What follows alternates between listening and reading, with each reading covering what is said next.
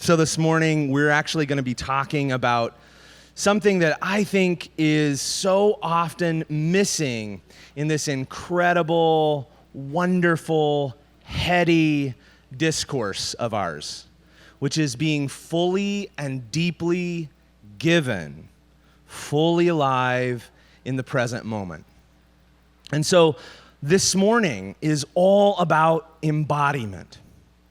So I'm gonna warn you that I use salty language to communicate embodiment, because sometimes we need to be shocked just a little. So the nature of this talk, since apparently the description has evaporated, I get to make up the name on the fly.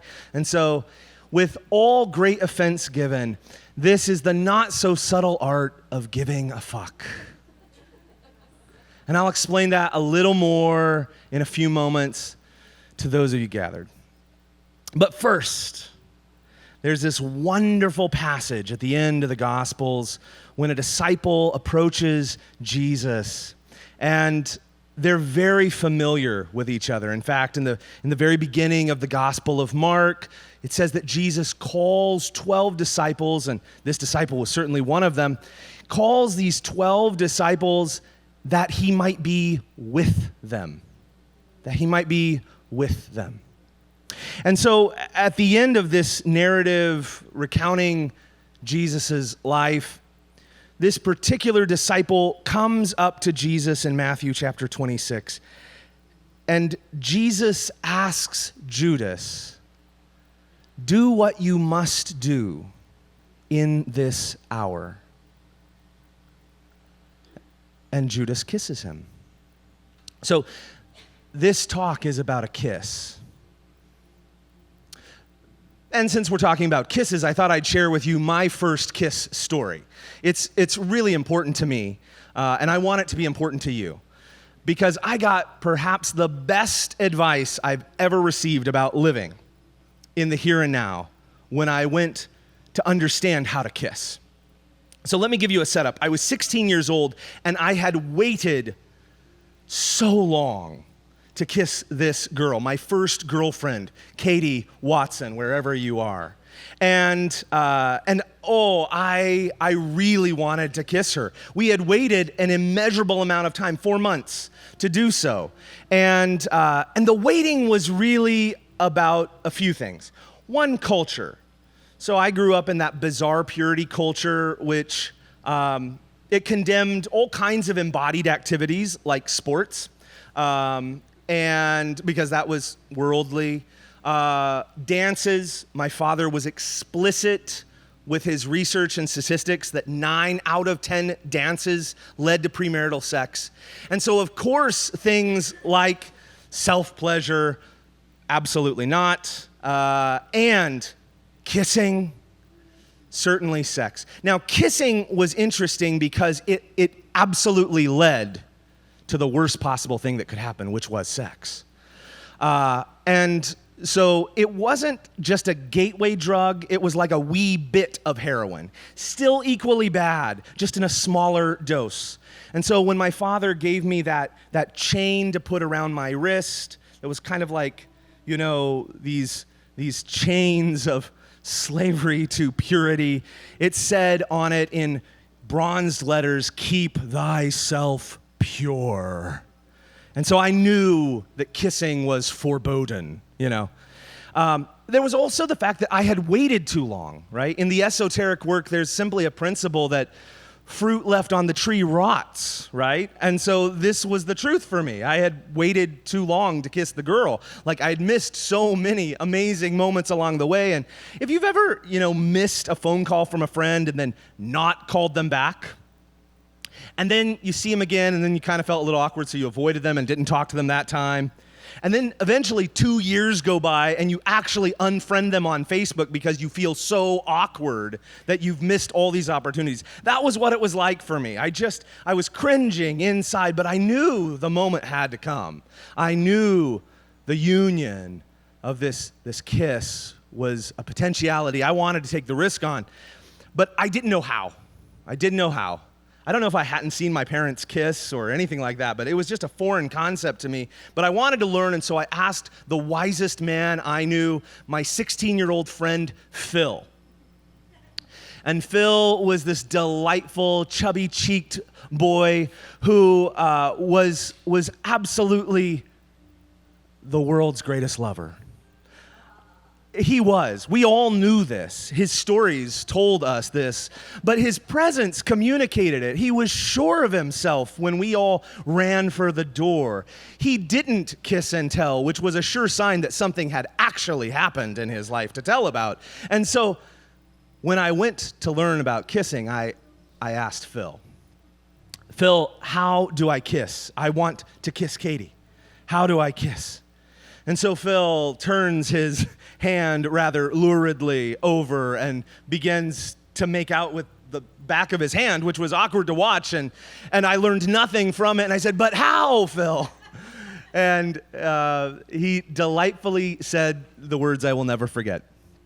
He says, "Take all of your longing, take all of your waiting, take all of your passion and put it in your bottom lip, and you'll know what to do next." Now, I realize that sounds a little out there, but I gotta tell you, when I did it, it made sense.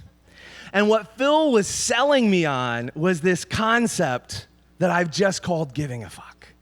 Embodiment, leaning in to the moment. Giving yourself a single point of focus and channeling it all into the here and now. That's what Phil was saying. So what I'm really talking about is this concept of participation with the moment. It is very popular, and in fact, I'm leaning quite heavily on a very popular pop psychology and self-help book called The Subtle Art of Not Giving a Fuck, which was a very big seller. It is popular to say these words, right? Oh, I give no fucks. Oh, I don't care. And if you're Christian, you still say those words probably. You just whisper them a little quieter than I just did. But the attitude is there. Detachment. I don't want to care what they say. I want to follow my heart, follow my intuition. I'm detached from that perspective across from me. I'm detached from the outcome. I don't care what happens. I let it go. I have open hands. It is what it is. It is so easy, especially for those of us who have cared so much, so often, to get into that place of giving no fucks, right? We let it go. But participation is the exact opposite of that. Participation, instead of leaning back, leans in. Participation is entering wholly with awareness into the active present. That's what participation is. It's leaning wholly with awareness into the active present. Because there's a dichotomy between activeness and awareness, right? We can be totally active and totally unaware, or totally aware and totally inactive. But participation brings them both together. It is literally becoming what you are doing. It's becoming what you're doing. It is losing the awareness of what is outside or inside, what is separate and distinct, and immersing yourself fully. I was having a conversation this morning with someone who's a fellow trained clinical therapist, and we were regaling each other with sort of these stories of these moments within therapy. And as someone who has been a therapist in the past, it was so easy to simply sit back and retain this separateness. Well, this person is doing the work. This person is the one putting forth the effort.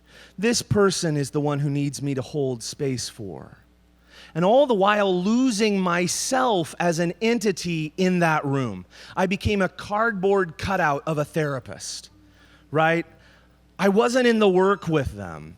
I wasn't leaning forward. If they failed, they failed. I had to let go of that. It would have hurt too much. Do you know what the opposite of that thought line of me being a good therapist is? Me being a good human. me being a good human? Do you know that being a human means saying, your success is my success. Your failure is my failure. If you hoist that log on your shoulders and drop it, it falls on me. We are totally equal in this ocean right now. Now, I may know how to navigate by the stars, and you know how to deep sea fish, and so our gifts are distinct, but we are totally equal in this moment and need one another deeply. There's a popular concept of bearing witness to one another, bearing witness. I love that concept because it's absolutely the first step in the fullness of that concept, which is witness. Witnessing is necessary for witness. You have to see what's happening first and then enter into it. But once you're in, there's no casual observer. There's no distinction. The I and the thou are lost. So participation is really about throwing yourself fully in. It's being fully given. It's being fully invested. Let me give you an example. I shared it at Wisdom Camp a few days ago. I have always struggled with embodiment. I really have. I don't know why, but for years I just thought of my body as sort of a transport for my brain, walking around, getting my brain from place to place. And for whatever reason, my life came to an exquisite halt in a moment. I had that blissful dark night of the soul moment that I wouldn't wish on anyone, loss of reputation, loss of career, loss of relationships, and a great amount of tragedy between my wife and I. And what was occurring in that moment was all the threads of how I had been up to that point were spiraling out of control. My wife is one of those people who is very embodied. She just gets embodiment. And we were out for a walk, and we were going to a forest which was a distance away, a distance further than I wanted to walk because I don't really love walking that far. I like being in my comfortable couch or being submerged in a nice bath or something like that. And she has me out walking. We're walking in the forest when the heavy, chubby rain starts. That rain that kind of hit us a few days ago, and that's not a prompt for it to start raining like it did the other day, but that rain started and it began to pelt. And you know what I did? I went to bolt for the house. I wanted to get home as fast as I could. And then I felt her icy grip on my shoulders. You're not getting out of this. Feel it all. And so I had to feel the rain.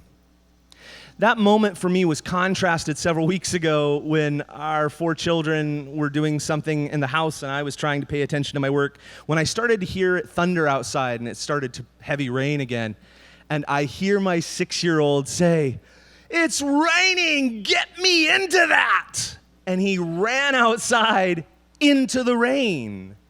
He threw himself fully in. He abandoned himself to the present moment. Okay, so that's a lot of theory. That's a lot of really wonderful discourse on participation. You guys got it? You understand participation? We're fully in it. All right, now we're going to participate with each other. Now, I realize that there might not have been a very good description of this in the notes or the book, and so you might be totally unprepared. You want to sit and you want to observe, and that is beautiful, and that is not what this is. So the good news is that observation is always the first step. So let me give you the steps in how to be fully embodied and present in a moment. First, you have to observe. What are you observing? Just what is. What is outside of you? What is inside of you? What your feelings are? What you're noticing? What you're sensing? Certainly what your 5 senses are telling you. You're observing. That's first step. Step number 1, observe. Step number 2, you describe. Describe what? Describe what is. Right? I had this one person say this lovely thing when I asked them to describe their partner. They said, he's a real asshole. I said, no, that's not a good description. That's a judgment. So we can't actually use that as a description. You can describe, maybe the effects of that, but perhaps not that. So what are we describing? We're describing just what is. So if you think about participating fully in the moment, it always starts with observing and then describing. But you have to move beyond it very, very quickly. And so I have to move beyond it very, very quickly in this moment, or else we'll get bogged down in those two steps. Just first, Simone de Beauvoir was the mother of French existentialism, and she gave us these wonderful categories for human development. She said rather arbitrarily, first we begin as the animal. That's just us eating, drinking, sleeping, just doing what's necessary. Then she said we move into a space where we become the true believer. We follow Gandhi and his teachings. We follow Obama and his presidency, or the other ones. And we begin to buy into something wholeheartedly. Guess what happens to the true believer, she says? You get disappointed. Sure enough, you get disappointed. And then you become the nihilist. I'm guessing that some of us here have moved at times in our life from being the true believer, where we fully felt like we gave ourselves to something or someone, a relationship, a belief system, a way of thinking or being or feeling, and we're disappointed by them. And then what happens? I don't believe in anything. It's as Nietzsche said, what did we think would happen when we unhinged the sun from the planets? Did we not know that they would spin out of orbit? And so our worlds too spin out of orbit when we unhinge from those things that we believed in so deeply. We become the nihilist. I don't care. We go back to the couch, right? We sit on the couch. We don't want to leave the house anymore. Then there's another stage, and I see this stage around. Sometimes I feel this stage, the adventurer. Well, if it's all meaningless, I'll just do what I want. If it's all empty, then I'll just experience as much as I want and fill up fully. Well, that's sort of like the animal posture, but with a little more courage. You've certainly passed through some things, she says. But I love where she says it's all going. She draws on Kierkegaard's work, the passionate person. The passionate person. The passionate person is someone who knows it may fail, who knows it may not end up like I want it to, but who leans in anyway, who gives themselves fully anyhow, who dives in. Why? I actually don't know, but I do it anyway. I give myself to this circle. It may be my last, but I give myself to it fully. Okay, this is really good. Are you ready to participate finally? Yes. I would like us to start to do some exercises together. Now, we're all really participants, all several hundred of us here, and those of you who are at home. And so what we're going to do, all of those who are gathered here in this moment are joining you at home in this. And so what we're going to do is we are going to gather in groups of, 2. So what I would like the participants here to do, if you're so willing to actually move past the observe and describe features of being fully embodied, is I'd like you to sit across from someone you don't know. All right? So I'm going to ask you to begin this process by simply moving out of your seat and arranging your body so that you're sitting roughly looking at and in the eyes of a person you don't know.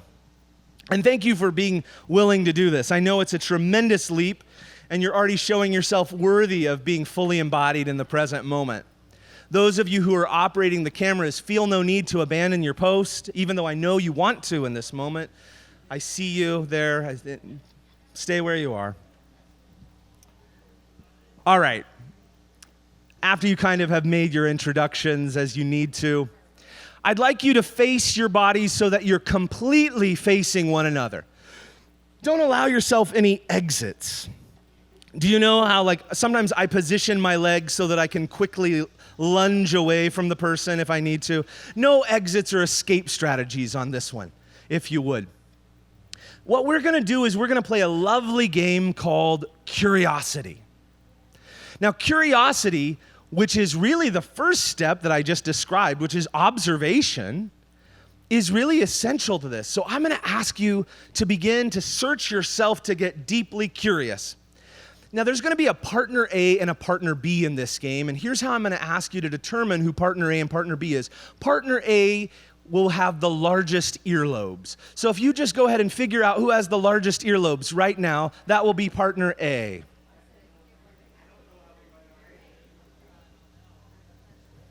I mean, it's a very objective standard, so you can find this out very easily. You just have to get uncomfortable first, which is like life. All right.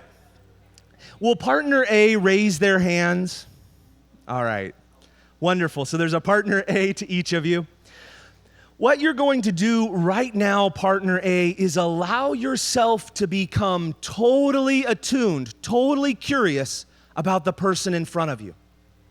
And you have, when I tell you to begin, 3 minutes, and I'm looking at my clock here, 3 minutes to allow yourself total free range of questions about this stranger in front of you. You get to ask them anything you want, provided that you are genuinely curious about it. So, interested questions, not interesting questions. Do you know the difference, right? Interesting means I'm trying to perform for the professor here. Interested means I actually want to know. Yeah? So you're going to become genuinely curious. Now, here's the great news, partner B. You have 3 options. 1, you could pass. 2, you could tell the truth. Or 3, you could lie, just like in life, right? So in that moment, partner B, you have some options, but assuming you go along with it. Partner A gets total permission to ask you questions for 3 minutes, okay? Partner B responds with the answers. Again, you can lie, you can tell the truth, or you can say, next question. All right? No one is left for the exits, by the way. That's the great news for those of you at home. All right, I'm going to say begin, and I'll have partner A begin their questions, all right? Begin.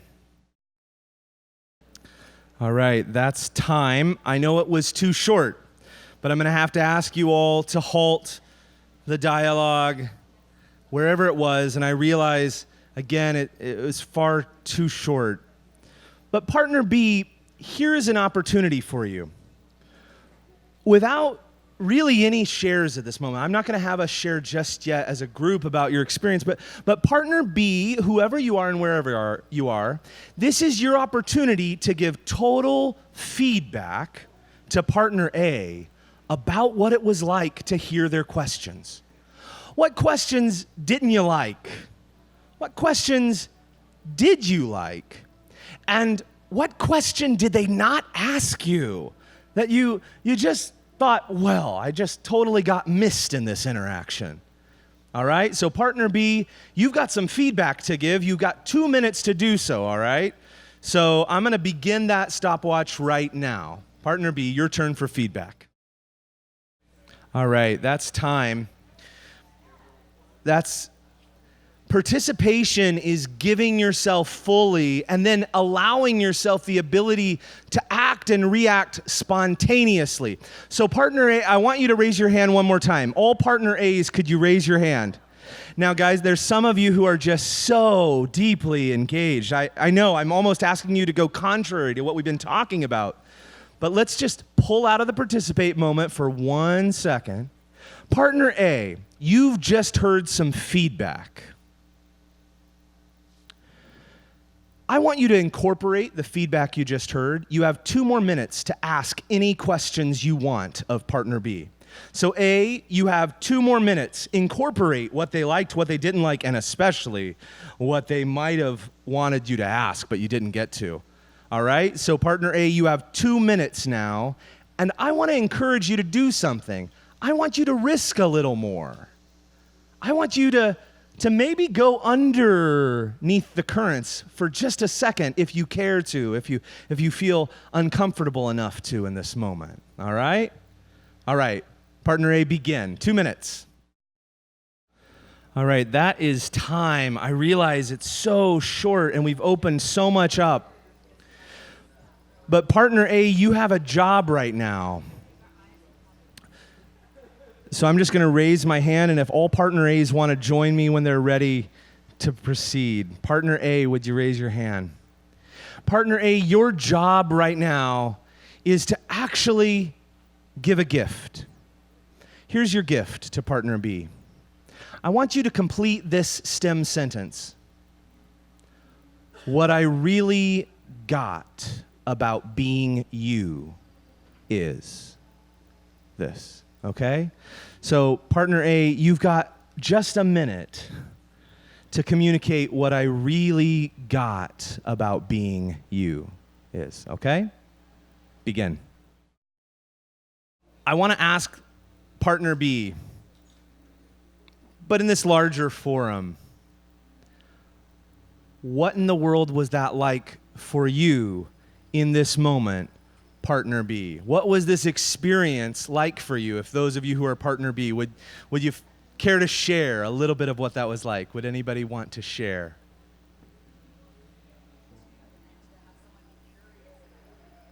Did anybody else here have that sense of goodness or greatness in this moment attached to being heard? Did anybody have that experience?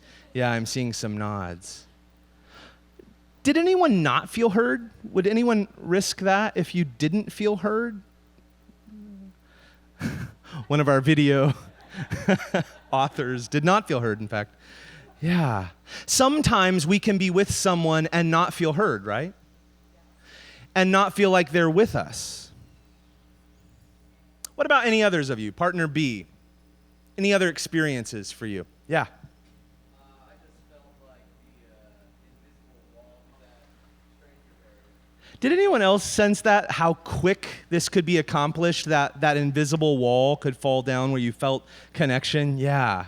What was that like for you, can I ask?